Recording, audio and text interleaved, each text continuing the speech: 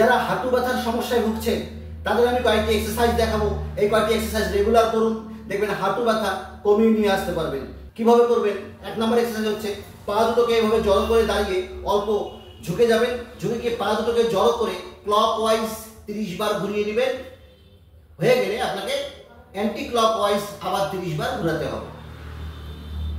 এবার পা দুটোকে সামান্য ফাঁকা করে নিয়ে বাইরে থেকে ভিতরের দিকে 20 টাইম এবং ভিতর থেকে বাইরের দিকে 20 টাইম, এভাবে আপনাকে 20 করে ঘোরাতে হবে। সবশেষে আরো দুটো এক্সারসাইজ করতে হবে। এভাবে বসে নিয়ে এই হাঁটুকে ঠিক ম্যাটের মধ্যে জোরে জোরে চাপ দিতে হবে। পায়ের এই জায়গাটি ফিক্স করে রাখতে হবে, পায়ের এই গোড়ালিটি ফিক্স করে রাখতে হবে এবং হাঁটুটিকে জোরে জোরে ম্যাটের মধ্যে লাগাতে হবে। ঠিক এরকম 1 2 3 4 এভাবে আপনাকে 30 বার করতে হবে। এভাবে আপনাকে 30 বার করতে হবে।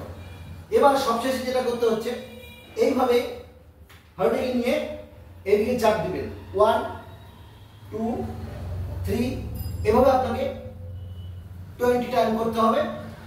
হয়ে গেলে এটাকে নামিয়ে এবার এই পাটিকে তুলে দিয়ে একই রকম ভাবে 20 টাইম করতে হবে। এই